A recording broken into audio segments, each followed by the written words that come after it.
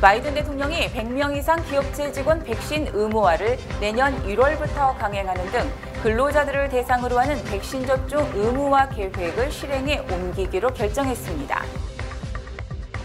뉴욕시가 5세에서 11세 어린이의 백신 접종 시 $100의 인센티브를 지급한다고 밝혔습니다. 연방보건복지부가 코로나19로부터 자녀를 안전하게 지킬 수칙들을 공개하고 준수를 당부했습니다. 미동부 한식 세계화 추진회가 오는 11월 12일 제1회 갈라 행사를 앞두고 오늘 본 방송사를 방문했습니다. 이상은 TKC 뉴스데스크 오늘의 주요 소식입니다. Hi, I'm Dr. Easterling from the New York City Health Department. I know some of you are still deciding whether to get the COVID-19 vaccine or not. I hear the concerns at community events, on social media, and even from my own family and friends. And I am hoping that in conversations with people you trust, that you are getting the information you need to make an informed decision. But I continue to be concerned about the high number of people who remain unvaccinated. And we know the reality that communities of color were disproportionately affected by COVID-19. Yet, we see some of the same disparities with who has gotten vaccinated. People of color continue to have some of the lowest vaccination rates, increasing the chances that our communities and our loved ones will be hospitalized or die. If you haven't gotten your vaccine, have a conversation with someone you trust so that we can stop being the most affected, but the least protected against COVID. Thank you.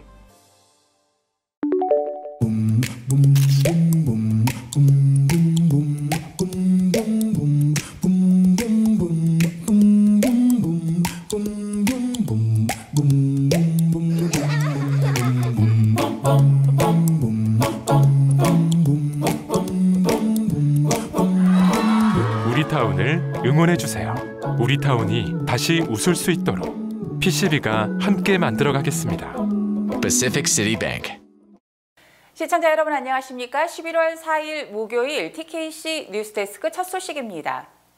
바이든 대통령이 100명 이상 기업체 직원 백신 의무화를 내년 1월부터 강행하는 등 근로자들을 대상으로 하는 백신 접종 의무화 계획을 실행에 옮기기로 결정했습니다. 백신 접종 의무화를 비롯한 6대 계획을 내년 1월 4일부터 시작할 것이라고 행정부 관계자가 오늘 밝혔습니다. 바이든 대통령이 지난 9월 발표한 6대 계획에는 연방 직원과 계약자들, 메디케어나 메디케이드 환자를 치료하는 시설의 의료 종사자들에게 백신 접종을 의무화하는 조치와 함께 직원 100명 이상의 기업체에 대해 직원들에 대한 예방접종을 하거나 매주 코로나 검사를 실시하도록 하는 내용이 포함되어 있습니다.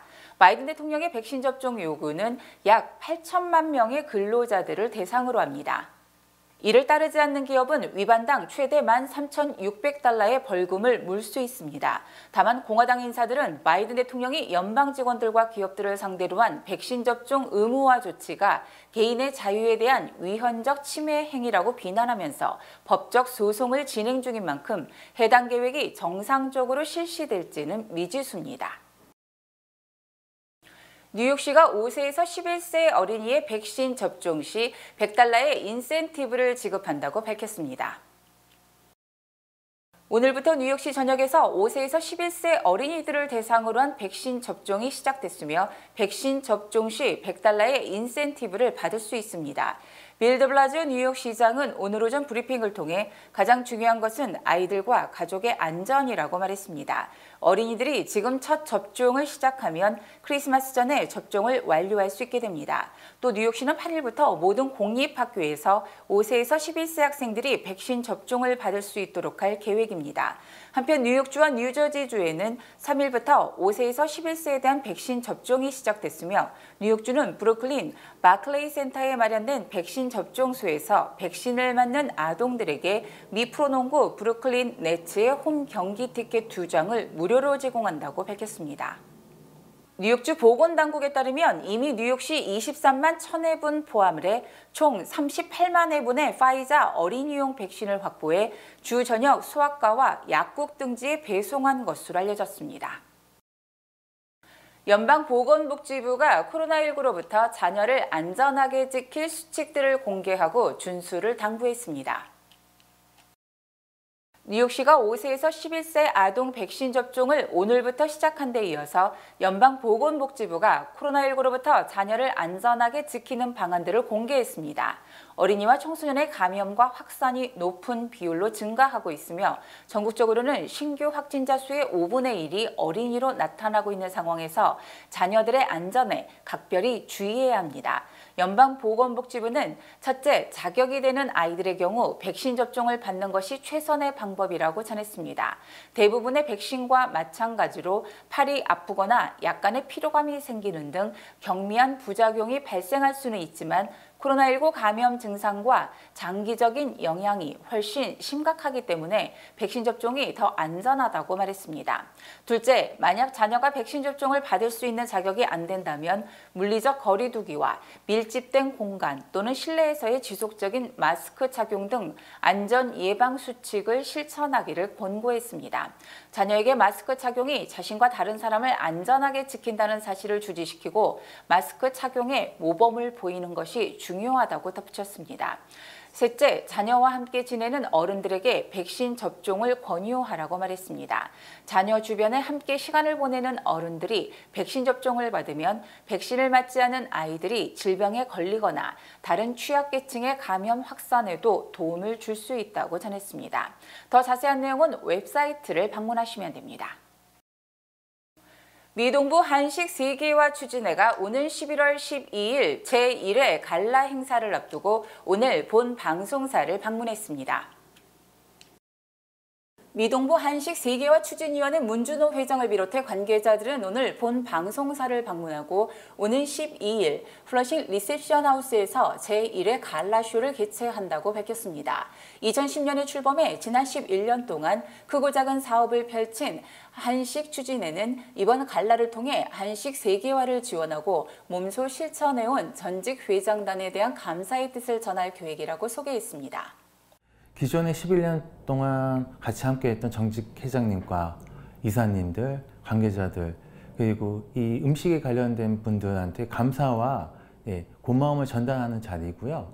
그리고 이 갈라를 통해서 저희 한국 음식의 위상과 발전을 알리고 이번 행사의 공동 대회장을 맡은 김영환, 이강원 대회장은 뉴욕에서 한식의 우수함을 알리면 전 세계에 알리는 것과 같은 것이라며 한식을 전파하는 일에 한인 사회의 적극적인 관심과 후원을 당부했습니다.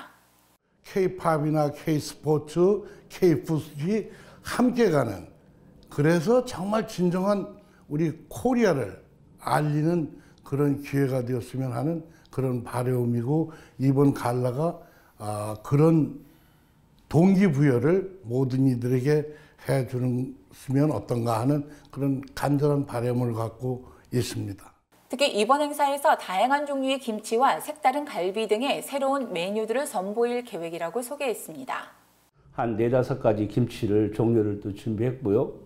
그리고 우리가 오늘 한국에서 먹던 그 갈비를 일반 갈비가 아닌 좀 새로운 갈비를 우리가 준비했고 또 이런 한식에 준비했을 때 여기 뉴욕에서 쉽게 맛을 볼 수 없는 그런 음식들을 좀 많이 준비했으니까 옷을 좀 맛도 보시고 또 구경도 하셨으면 하는 바람입니다. 김정현 추진위원장은 한식은 건강이라며 코로나19 팬데믹 동안 지역병원 의료진들에게 맛과 건강이 보장된 한식 도시락을 전달할 수 있어서 보람됐다고 말했습니다. 한식이 곧 우리가 외교라고 생각하고 또 우리의 건강식품이기 때문에 작년에 코로나로 인해 가지고 식당이나 모든 업소들이 다 문을 닫았을 때 또 가장 우리가 힘을 합해서 병원에 우리가 도시락을 전달했을 때 가장 보람된 일이라고 생각합니다. 문준호 회장은 지난 10여 년이 한식 세계화 홍보에 주력한 시기였다면 향후 10년은 한식의 미주류 사회 정착을 위한 시스템 구축에 주력하는 시기가 되어야 한다고 설명했습니다. 센트럴파크의 코리안데이, 타임스퀘어 태권도 협회, 그리고 학교 급식사업, 콜롬비아 대학교나 NIU 그리고 하이스쿨 급식사업으로 한국 음식을 알리는 데 주력을 했다면 앞으로 10년은 한국 음식의 위상을 높이는 행사를 위주로 하려고 합니다. 미국 주류 사회의 대표적인 에스닉 푸드가 될 수 있도록 노력하겠습니다. 한편 지난 10여 년간 한식 세계화 추진위원회는 대외적으로는 센트럴파크 코리아데이와 한국 입양아 한식 홍보, 한국 전통주 홍보, NIU 한식 홍보, 컬럼비아 대학 한식 홍보 행사와 같은 이벤트성 행사를 진행했고 한식당 종사자 교육과 공립학교 한식 급식, 한식 식재료 공동 구매와 같은 내부 정비 사업도 정기적으로 진행했습니다. 필 머피 뉴저지 주지사가 1010만고 끝에 재선에 성공했습니다. 지난 2일 실시된 뉴저지 주지사 선거는 민주당 후보인 필 머피 뉴저지 주지사와 공화당 잭 시아타렐리 후보가 손에 땀을 쥐게 하는 승부가 계속되다 어제 오후 6시쯤 머피 주지사의 승리가 확정됐습니다. 민주당 소속 주지사가 뉴저지주에서 재선에 성공한 것은 지난 1977년 이래 44년 만에 처음입니다. 머피 주지사는 승리가 확정된 뒤 새로운 낙관주의와 함께 뉴저지는 밝은 미래를 위해 전진할 것이라고 당선 소감을 밝혔습니다. 뉴저지주는 뉴욕과 마찬가지로 민주당의 아성이며 선거일 이전 여론조사에서 머피 주지사가 줄곧 10%포인트 이상의 우세를 유지했지만 막상 투표함을 열자 엎치락뒤치락하는 박빙 승부가 펼쳐졌습니다. 특히 개표 82% 상황에서 두 후보 간 격차가 61표까지 좁혀지면서 버지니아주처럼 공화당 주지사가 탄생할 것이라는 전망이 나오기도 했습니다. 한인시의원 2명이 탄생한 데 이어서 미 전역에서 한인 정치인들이 대거 배출됐습니다. 아시안계로는 처음으로 버지니아주 하원 의원에 당선됐던 마크 킴 의원은 68%를 득표, 7선에 성공했고 버지니아주 하원 의원에 출마한 민주당 출신 한인 여성 아이린 신도 65%를 얻어 당선에 영광을 안았습니다. 또 뉴저지주 37선거구에 출마한 엘렌박 후보가 한인 여성 최초로 주 하원 의원으로 당선, 한국계인 케빈 오톨 전 의원에 이어서 두 번째로 하원에 진출했습니다. 이외에도 뉴욕주 업스테이트 사라토가 스프링스 시장 선거에서 한인 아버지를 둔 란 김이 48%를 얻어 시장에 당선됐습니다. 또 일본의 반대를 뚫고 조지아주 아틀란타 인근의 평화의 소녀상을 건립한 존 박도 브룩헤이븐에서 3선에 성공했습니다. 3일 캐시 호컬 뉴욕 주지사가 앤드류 쿠모 전 주지사의 핵심 사업인 펜스테이션 일대 개발 계획을 수정 발표했습니다. 호컬 주지사는 3일 오후 기자회견을 갖고 펜스테이션 일대 개발 계획 수정안을 발표했습니다. 그러면서 허드슨강 아래 열차 노선을 늘리고 펜스테이션 노선도 추가하는 게이트웨이 프로젝트가 진행 중이긴 하지만 이는 뉴저지 주민과 엠트랙에 초점이 맞춰져 있다며 뉴욕 시민들이 체감할 수 있는 펜스테이션 개발이 필요하다고 밝혔습니다. 호컬 주지사는 1968년에 재건설된 펜스테이션이 너무 어둡고 답답하다며 자연광이 드는 구조로 만들겠다고 말했습니다. 핵심 요소로는 순환 공간 확대, 높은 천장, 에스컬레이터와 계단 18개 추가, 엘리베이터 11개 추가 등을 꼽았습니다. 펜스테이션 일대에 새롭게 짓는 고층 건물 수는 10개로 유지하되 규모는 줄이는 계획입니다. 호컬 주지사는 건물 높이는 낮추되 1,800개의 거주 유닛을 추가할 것이라며 그중 540개는 시장 가격보다 낮게 영구 제공할 것이라고 말했습니다. 펜스테이션 일대엔 8에이커 규모의 공공 공간과 자전거 보관소, 넓은 보행 도로 등도 개발됩니다. 락펠러 광장과 비슷한 규모로 개발 과정에선 5만 개 건설 일자리가 만들어질 전망입니다. 쿠모 전 주지사가 처음 내놓은 펜스테이션 일대 개발 계획은 1,830만 스퀘어피트 규모로 미국 역사상 최대 민간 개발이었던 허드슨 야드보다 큰 규모입니다. 호컬 주지사는 펜스테이션 개발에 4년에서 5년, 개발금은 60억에서 70억 달러가량 들 것으로 예상했으며 자금은 연방정부가 절반, 뉴저지주는 25%를 부담할 예정입니다. 민주당의 텃밭인 버지니아주 주지사 선거에서 패하는 등 민주당이 큰 타격을 입자 바이든 대통령이 사회보장 예산과 인프라 예산이 선거 전에 통과됐어야 했다고 탄식했습니다. 바이든 대통령은 3일 백악관에서 선거 전에 2개 예산안이 통과됐으면 민주당 후보가 이겼겠느냐는 취재진의 질문에 선거일 전에 통과시켰어야 한다고 생각한다고 답했습니다. 하지만 바이든 대통령은 이들 예산안이 통과됐어도 트럼프 전 대통령의 골수 지지층의 표심을 바꿀 수 있었을지는 확신할 수 없다고 말했습니다. 바이든 대통령은 또 국민들이 우리가 일을 마무리 짓기를 바란다는 것을 분명히 알고 있다며 2개 예산안 통과를 강력하게 밀어붙이겠다는 뜻을 밝혔습니다. 또 바이든 대통령이 트럼프 전 대통령을 자주 언급함으로써 거꾸로 지지층이 더 결집했다는 지적도 나오는 등 전략적 실수라는 분석도 제기됐습니다.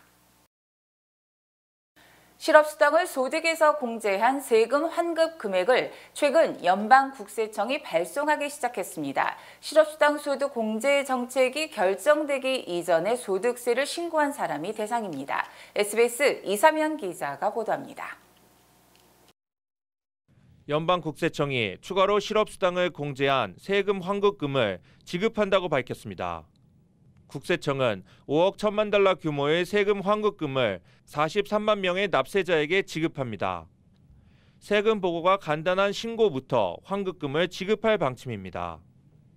소득세 신고서 1,170만 건이 공제 혜택을 조정하고 세금 환급을 받게 됐습니다. 실업수당 소득 공제 후 받아야 할 환급이 있으면 소득세 신고에 적힌 은행 계좌로 이체되거나 우편으로 체크가 발송됩니다. 실업수당 비과세 혜택 대상은 연소득 15만 달러 미만의 납세자입니다. 3차 경기부양법으로 지난해 실업수당 수령자는 최대 1,200달러까지 면제 혜택을 받을 수 있습니다. SBS 이사면입니다. 미국 내 코로나19 사망자가 약 75만 명으로 알래스카주 전체 인구에 달하는 사람이 사망한 것으로 집계됐습니다. 존스 홉킨스 통계에 따르면 3일 아침 6시 기준 미국 내 코로나19 사망자는 약 74만 9천 명으로 전 세계 1위를 기록했습니다. 이는 2020년 연방 센서스 기준 알래스카 전체 인구 73만 4천 명보다 많은 것이며 68만 9천 명인 워싱턴 DC, 64만 3천여 명인 버몬트주, 57만 6천여 명인 와이오밍주를 능가하는 것입니다. 또 1, 2차 세계대전과 한국전, 베트남전 등 4개 전쟁에서 사망한 미국인들의 수를 더한 것보다 더 많습니다. 또 미국에 이어 브라질이 약 61만 명, 인도가 46만 명, 멕시코 29만 명, 러시아가 23만 7천 명 등으로 조사됐습니다. 심각한 경영난에 빠져 자살이 속출하는 옐로캡 업계가 뉴욕시로부터 대규모 지원을 받게 됐습니다. 옐로업계는 뉴욕시에서 46일간의 시위와 15일간의 단식 투쟁 끝에 3일 뉴욕시와 민간 자산관리업체로부터 부채를 탕감받는 합의에 도출했습니다. 이에 따라 옐로캡 대출업체인 마블게이트는 대출을 대폭 탕감 20만 달러로 줄여주기로 했으며 뉴욕시가 3만 달러를 별도로 지원해 결국 대출액은 17만 달러로 줄어들게 됐습니다. 또 대출금 월 상환액은 최대 1,122달러를 넘지 못하게 돼 옐로캡 운전자들은 최소한의 생계를 유지할 수 있게 됐습니다. 4천여 명이 가입한 택시 종사자 연맹은 업계 종사자 4천에서 6천 가구가 정상적인 삶으로 돌아갈 수 있는 역사적 순간이라며 우리 형제 자매들이 더 이상 악몽 같은 빚에 시달리지 않을 수 있게 됐다고 말했습니다. 뉴욕시 옐로캡 면허 판매액은 우버 등의 성장에 따라 지난 2014년 8억 5,500만 달러에 달했으며 이 당시 고리대금에 맞먹는 금리를 적용, 옐로캡 기사들의 자살이 잇따랐습니다.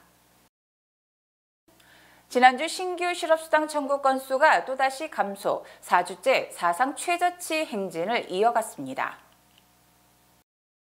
연방노동부는 지난주 신규 실업수당 청구 건수가 26만 9천여 건으로 전주보다 14,000건 감소했으며 이는 지난해 3월 13일 이후 최저입니다. 또 4주 이동 평균 청구 건수도 28만 4,750건으로 전주보다 15,000건 줄었습니다. 한편 지난달 비농업 분야 취업자가 57만여 명 증가한 것으로 집계됐습니다. 고용정보업체 오토매틱 데이터 프로세싱은 지난달 비농업 분야 취업자가 57 57만 1000명 증가했다고 밝혔으며 이는 전문가 예상치 40만 명을 훨씬 넘어선 것입니다.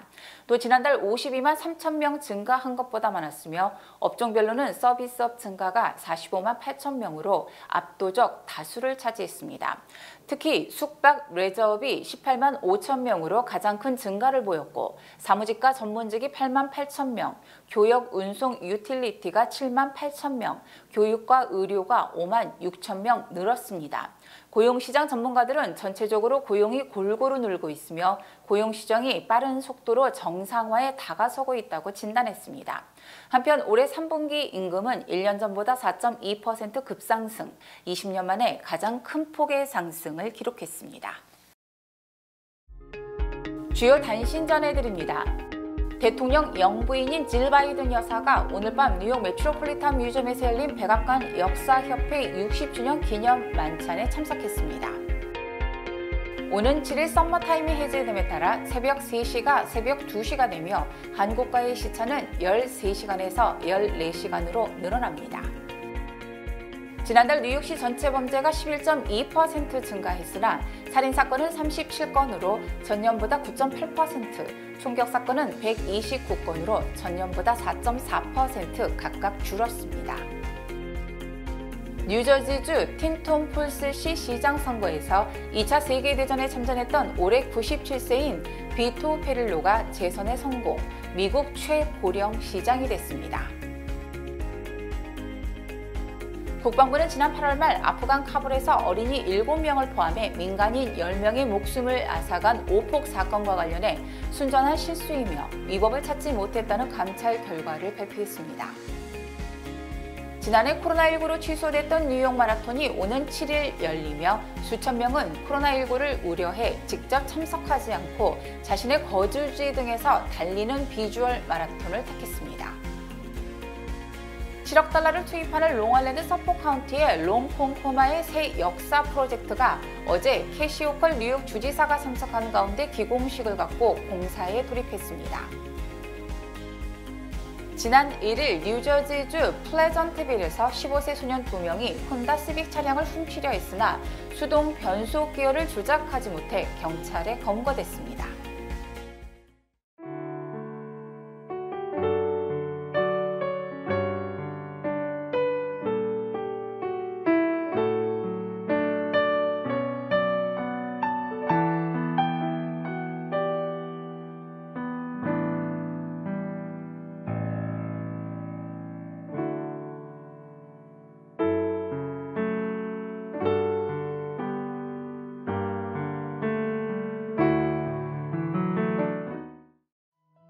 H마트 리지필드점에서 돌려라 행운의 룰렛 이벤트를 진행합니다.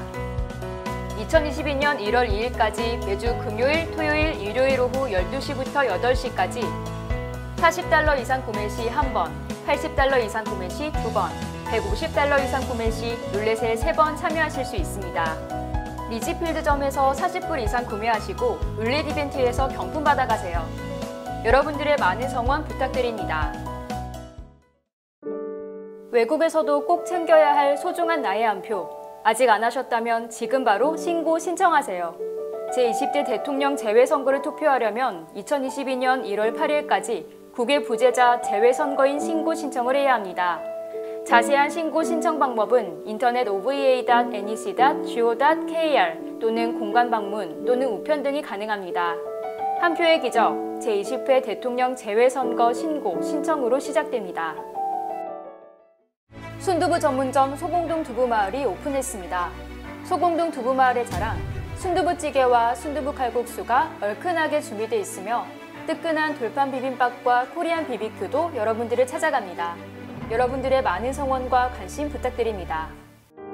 코로나19로 인해 모두가 힘든 요즘 CMM 기독의료 상조회가 여러분의 의료비 걱정을 덜어드립니다. 25년간 크리스천들이 함께해온 CMM 기독의료 상조회와 함께 의료비 대책을 마련하세요. CMM 설명회도 개최하고 있습니다. 날씨 전해드립니다. 금요일인 내일은 맑겠습니다. 내일 낮 최고 기온은 53도, 밤 최저 기온은 38도입니다. 해 뜨는 시각은 오전 7시 31분, 해 지는 시각은 오후 5시 46분입니다.